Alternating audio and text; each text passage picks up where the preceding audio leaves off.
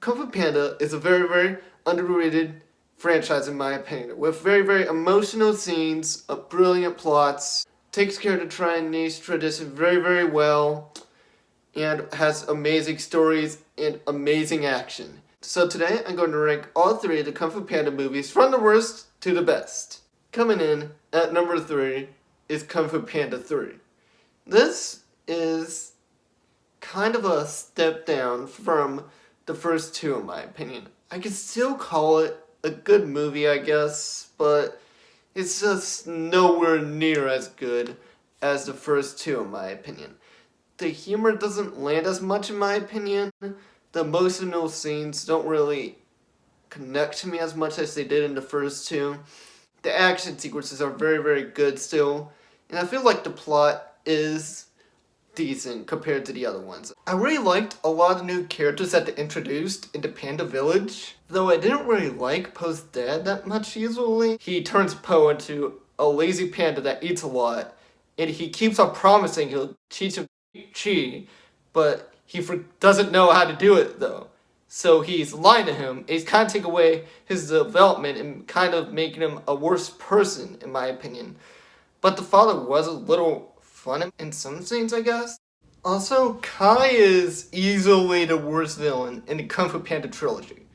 Like, while Shifu had an emotional connection to Tai Lung and Po had an emotional connection to Lord Shen, Kai had an emotional connection to Oogway, but Oogway is only in the movie for 5 minutes, so you don't really get to see Oogway be affected by Kai that much in the movie. Also, Kai doesn't really have that much of a reason to be a villain as much as Lord Shen and Tai Lung did. So in my opinion, he just isn't as good as a villain. I think the reason why this movie is not as good as the other ones is because it tries to be too childish and aim for a lower common denominator compared to the other ones that tried to be more adult. So I think that's the main thing that caused all of this to be what it is. Coming in at number 1 is the first Kung Fu Panda movie. The thing that really, really makes this movie so good is that it tries to be more like a Chinese film than an American kids film. It follows a lot of the themes and stories that Chinese films usually have. It has a lot of martial arts action in it too, so that really helps it out. The villain is really, really good. He's connected to Shifu in a really, really good and emotional way, in my opinion. And his motivations in the movie make a lot of sense, too. Also, I was expecting the humor to interrupt a lot of emotional, intense scenes in this movie, but they didn't really do that often.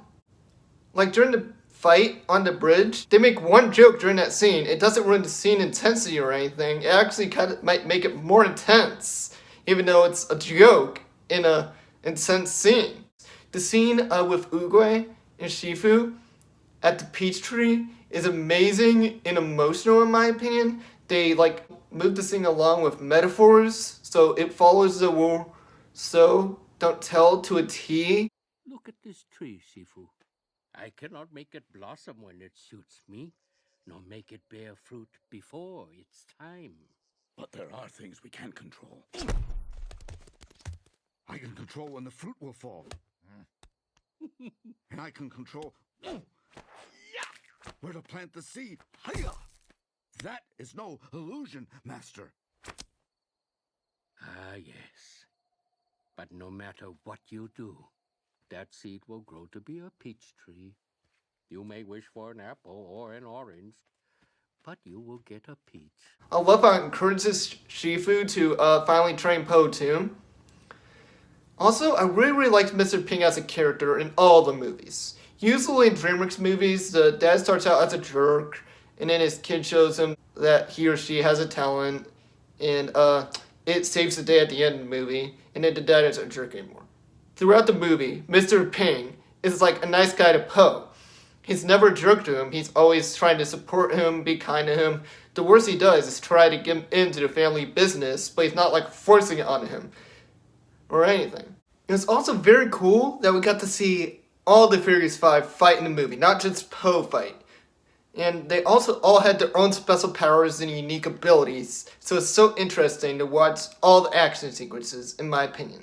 So all this combines to make a kids film that follows Chinese films to a T, therefore is more aimed at adults than kids, in my opinion. Coming in at number 1 is Kung Fu Panda 2. This is such a good movie. I cannot believe how much I liked this one. All the emotion in this movie is so realistic and genuine and earned. Like, of course Mr. Peng is worried about losing Po. He's out, like, fighting criminals that could kill him any moment. Of course Po is upset that he's adopted. He does not remember his real parents. I also love how they deal with Poe's backstory in this movie. It is done so well and kind of makes me feel like the third movie didn't really have a point with doing Poe's backstory, in my opinion, because it's done so well in this movie and resolved so well in this one too. And I love how all this has like the perfect resolution at the ending. I loved how Poe used all of his loss to learn inner peace at the end of the movie. That is possibly one of the most emotional scenes in DreamWorks history too. The humor is toned down in this movie, and usually I'd complain about that, but I just feel like that the emotion could get more focus if the humor is put aside. Sort of humor was done well in the first one, but now that they got rid of the humor, they can focus on more emotion. Also, Lord Shen is easily the second best DreamWorks villain of all time. He is so menacing, willing to kill an entire species of animals just to get what he was promised. So much in this movie is done right. The story is brilliant. The action is once again brilliant. It follows Chinese tradition. And actually, sometimes during the action sequences, they didn't do this that often during the first movie.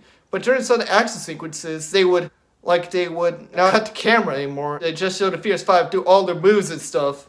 It would look so cool seeing that because it wasn't constantly edited, so we could actually see what was going on and it could allow cooler moves during the action sequences.